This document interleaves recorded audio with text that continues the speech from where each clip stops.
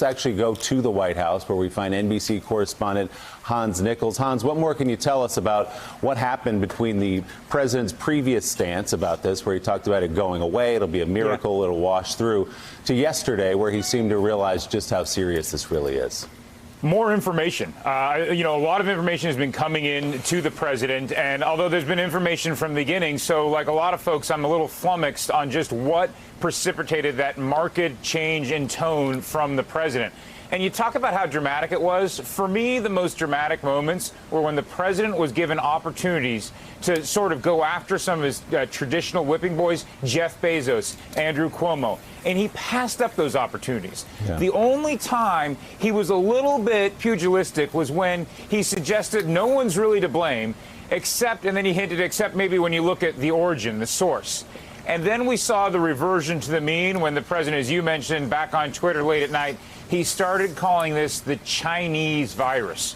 I think we should be watching today to what extent he uses anti-Chinese rhetoric to sort of make his point as he's calling on all Americans to band together. We know this is a president that enjoys a foil. He enjoys counterpunching. So that's the sort of rhetorical change and rhetorical slight shift I'm looking for today. And I think it bears down on all of us to figure out, was there any new additional specific piece of information that really triggered this, as we're all acknowledging, a dramatic change in tone? Guys? Hans, do you hear anything coming out of the White House that would suggest to you, and this was asked of the president yesterday, that the president and that task force up there on the podium is moving toward a full shutdown of the country? He didn't want to go there yesterday, but when you look at what's happening in Italy and Spain and now France as well, and San Francisco alone has taken that step, do you think we're headed in that direction based on who you're talking to in the White House? I don't, and I'll tell you why.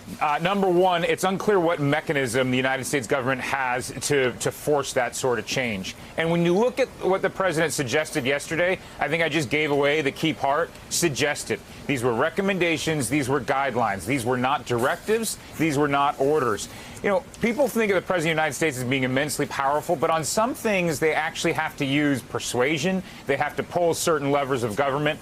I'm not detecting that anywhere in the government that the president wants to do a nationwide curfew. In fact, a lot of folks were shooting that down. Now, they may do things regionally and locally, but the entire White House, the entire West Wing is singularly focused on this. They're talking about several different packages going through down to the House, maybe midweek. They'll go down and ask for additional money. This is Joe's old territory, but they'll be asking for a supplemental bill. This is totally separate from the big stimulus package that Mnuchin and Pelosi are working out. So they're going to keep going out to all the agencies, like DOD. What does DOD need? What does DHS need? Clearly, DHS has a need because you saw those returning Americans coming back and there not being enough screeners. So maybe DHS will get topped off, more money for them.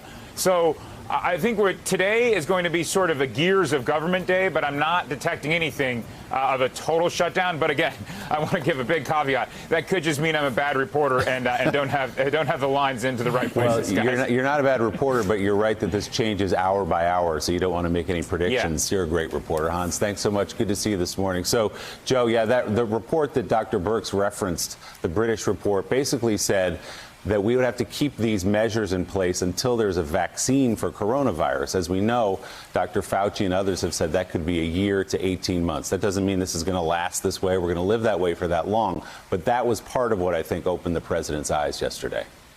Well, there's a very sobering report that was delivered this weekend. Up to 2 million Americans could die from the coronavirus. That's actually, think about it, Willie, that's more Americans than died in World War I, World War II, Vietnam, and the Civil War combined.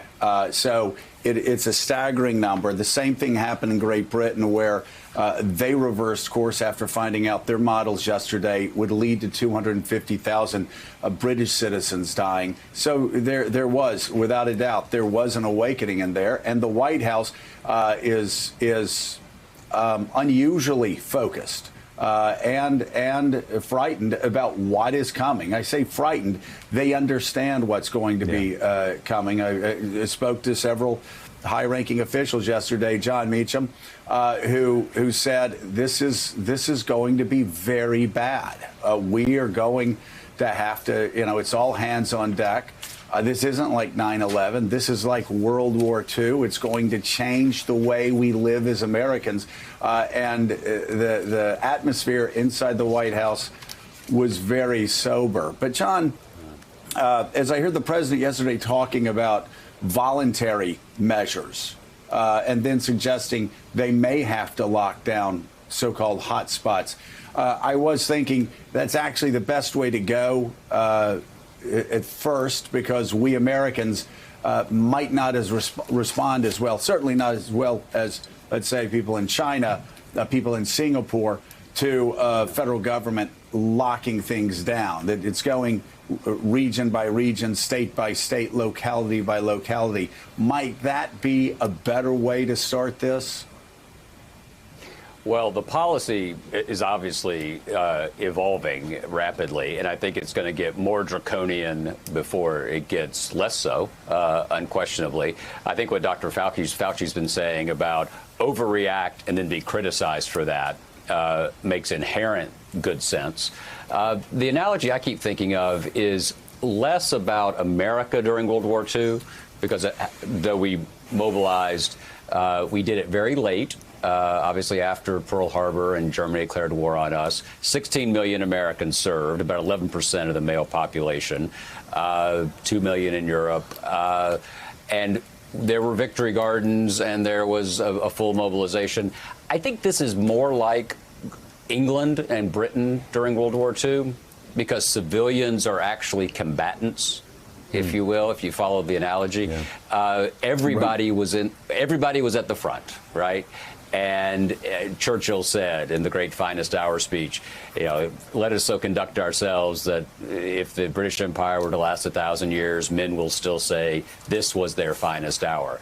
He needed everybody because Germany was dropping bombs on everybody. And where we're living right now is the Luftwaffe is overhead in the form of a pandemic. And so it requires, dare I say it, Churchill-like leadership. And yes, yesterday was marginally better, but anyone, it's like Lucy in the football with the federal government of the last 3 years. Whenever you think things are moving in the right direction, they end up not. So, and that's not a political partisan point. It's just an observation about the nature of public leadership. The other Churchill line that I think is really important here is he once said, there's no worse mistake in public leadership than to hold out false hopes soon to be swept away. And so, to go directly to your question, I think you go hard at this and clean it up later. If you go soft and you have even more people dying, that's irreversible. Well, and I think, Tom, that's actually after 3-4 weeks of the White House being in denial, talking about this going away magically. I think that's the realization that finally landed hard on the White House yesterday, that there's not going to be a happy ending to this. You're trying to mitigate. You're trying to manage this and keep the death count as low as possible. What we saw yesterday was a White House finally focused on what they need to be focused on. I'm curious what your thoughts are about moving forward. Do we need from the White House to have a declaration that the entire country's locked down like they're doing in France and Spain?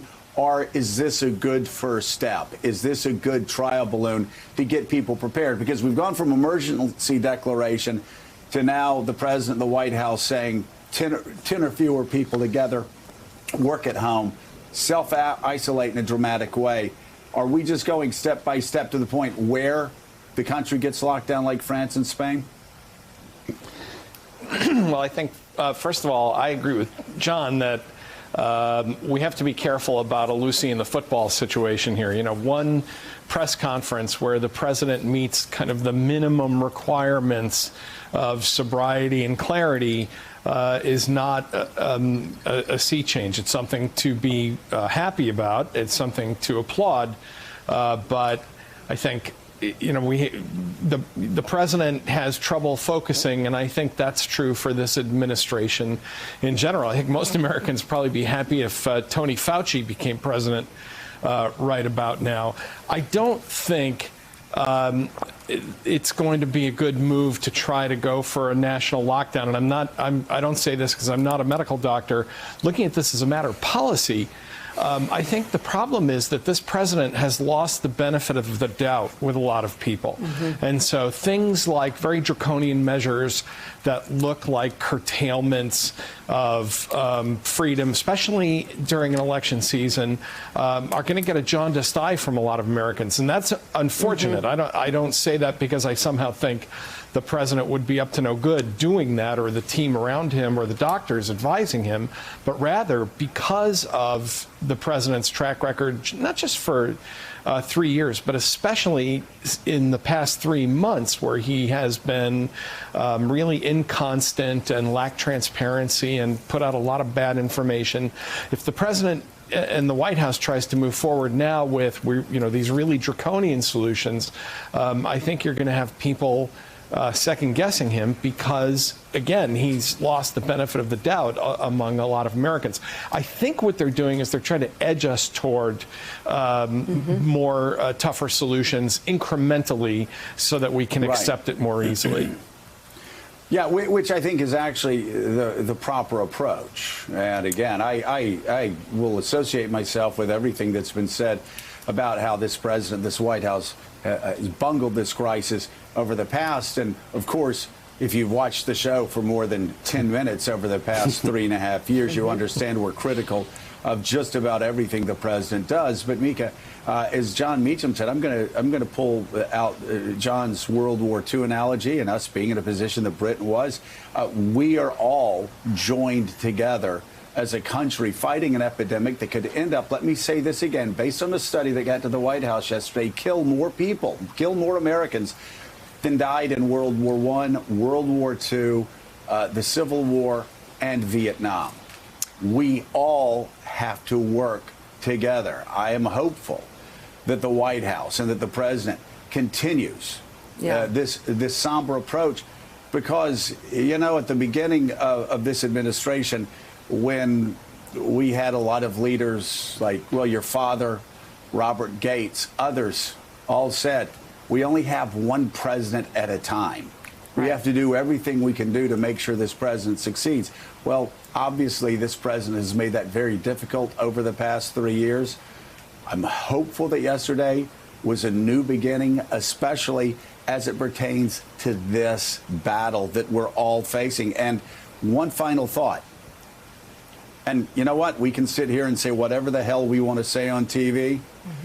There's 45% of Americans that aren't going to believe this is a crisis until Donald Trump says it's a crisis. We had the South Carolina governor saying he was going to go to the going to go to the St. Patrick's Day parade, and people should just stay at home until the president declared a national emergency.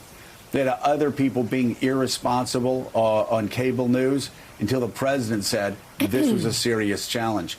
We need buy-in from all Americans to win this battle against a pandemic that will end up killing at least 100,000 Americans, most likely. Well, what you saw yesterday was the president getting better when it came to matching his tone and his own kind of gut response to questions that he was getting to the reality of the situation. And whether or not you have a jaundiced eye, you noticed that, and you sat up and took note. I mean, the president of the United States made it easier to parent teens yesterday, because if you don't have groups of 10 or more, and the president is saying you can't do that, it's much easier to communicate that to the young population. He did a lot to get people to take it seriously yesterday. I mean, I've seen where we are right now and where we go during the day are communities that might be more pro-Trump, that might think this is hoaxy. Nope, everyone's in. Everyone immediately, you could feel a difference after the news conference yesterday. So I don't know if the jaundiced eye on both sides applies to right now, because people are really scared. They're seeing the science. They're seeing the maps. They're seeing this spread across the world. And what they want to see from Washington is a mass mobilization, a war footing. And the president's beginning to show that. The only thing I would say, Willie, is that every time he tweets or gets personal, he hurts that really realistic, effective approach. So I'm really hoping he takes it down a notch on anything that's sort of vintage Trump and going after people and fighting the fight. At this point, it really is uniform what we need, uniform mobilization. Yeah, and consistency. I think you and Joe are exactly right about that. He did his job at the press conference, but as I said at the top of the show, if you go to Twitter afterward, he was back to old Donald Trump. He even said during the press conference, the media has been good. The media has been fair during this and getting information out. And then he's tweeting about the New York Times afterwards. So you're right. We need consistency from the president all the way through. Meanwhile, thanks for checking out MSNBC on YouTube, and make sure you subscribe to stay up to date on the day's biggest stories. And you can click on any of the videos around us to watch more from Morning Joe and MSNBC. Thanks so much for watching.